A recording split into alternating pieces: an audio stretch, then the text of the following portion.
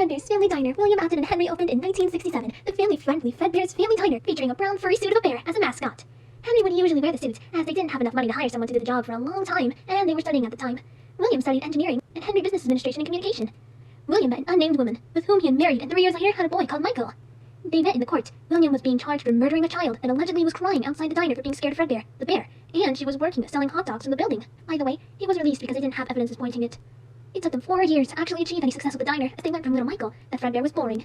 William designed a new mascot, a yellow furry suit of a rabbit called Bonnie. The chemistry between both characters worked like black magic, and the success rained on them like rain on a rainy day. The amount of money they got was so much, William used it to test his engineering skills, designing the first 2 Springlock suits, which were obviously Bonnie and Fredbear. The success increased. Freddy Fazbear's Pizza, the diner's success was so big, a company decided to buy it and open a franchise around it. Henry and William sold it, seeing a whole lot of profit coming from it, but there was a catch. The company used sneaky legal actions that allowed them to have the diner 100% under their possession, erasing Henry and Michael's name from it. The company then opened Fazbear's Entertainment to take care of everything. William was so pissed because of this, he cut any relationship with anyone involved with the franchise. Henry, on the other hand, didn't know any other thing to do, so he asked for a job. He became phone guy.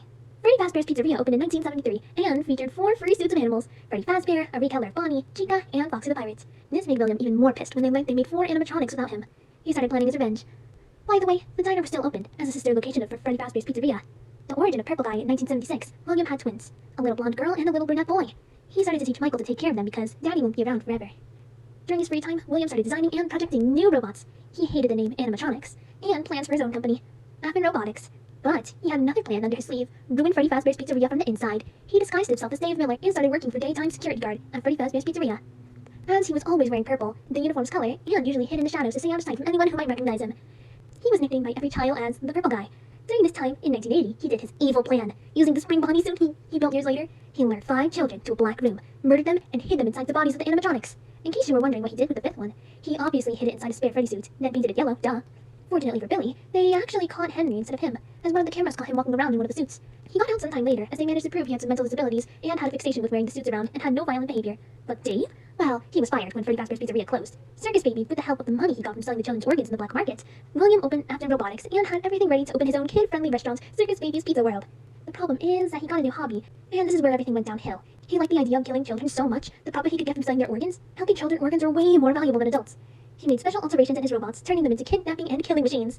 The problem is that in 1982, he accidentally let his daughter get close to Baby when he wasn't looking, and Baby killed her. He knew he was the one to blame, but he actually blamed Michael for this, saying that he, as the older brother, should have protected her. This incident led to Pizzeria's cancellation and William's divorce. His wife took Michael and the other boy with her, leaving him alone. His new hobby and this incident in his life led him to becoming a human monster. The children going a little away from the entire Affin story arc, let's talk about the children he murdered. The first one came to possess a puppet from Freddy Fazbear's Pizza. The other 5, with the help of the first one, possessed the suits. They were stuffed inside. Then, they started killing any adult they could at night. When there was no children around, because they thought every adult was the Purple Guy they heard when he was alive. The bite of 83, William's ex-wife took the children and they started living close to the diner that was still running great. For the good old times before the problems, she would take them there. William, on the other hand, didn't like it in the slightest, and bought a warehouse close to their house, where he built an underground room he used to monitor the cameras installed in the house, the diner, and in the street. He also started to prepare a warehouse to building Circus Baby's entertainment and rental.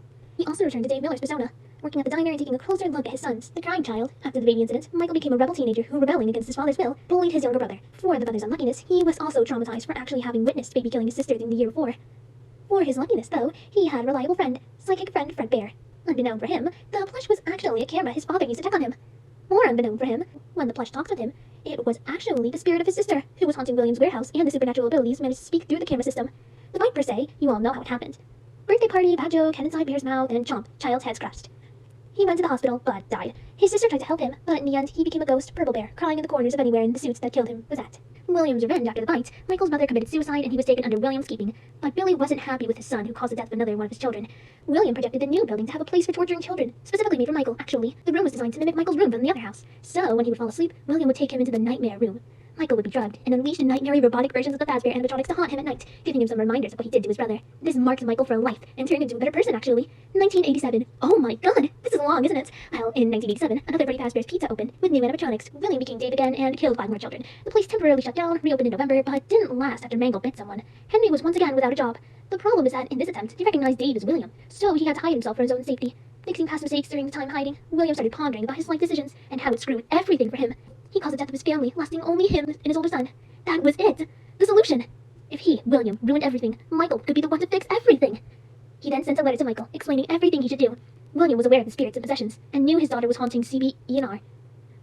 So he sent Michael there first. Then sister location happened and all that jazz, or should I say, casual bongos. Kill me. So, Phoebe at first thought Michael was William, but then she recognized his brother and saw an opportunity for her and the other sentient robots from the rental to leave, using him as a human disguise.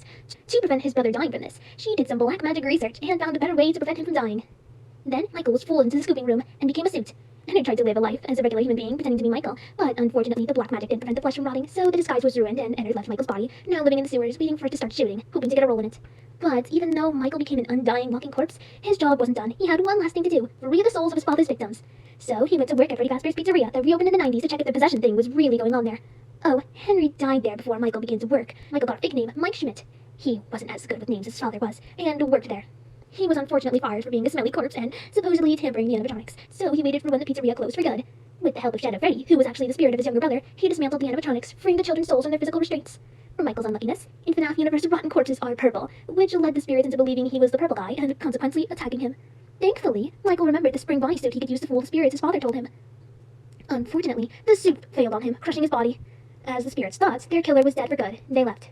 Michael stayed there, sitting in an abandoned room, a rotten body inside a broken, rotten suit, with his brother. FNAF 3, no one likes FNAF 3. You all know what happens here. The future after Fazbear's fright burnt down. In an attempt for Michael to remove the suits, he thought the fire would disintegrate the suits, but it only hurt more. He concluded the last thing he had to do in his never-ending life was to go after his father, the one who caused all this shit to happen to everyone in this freaking franchise. So, what's to come?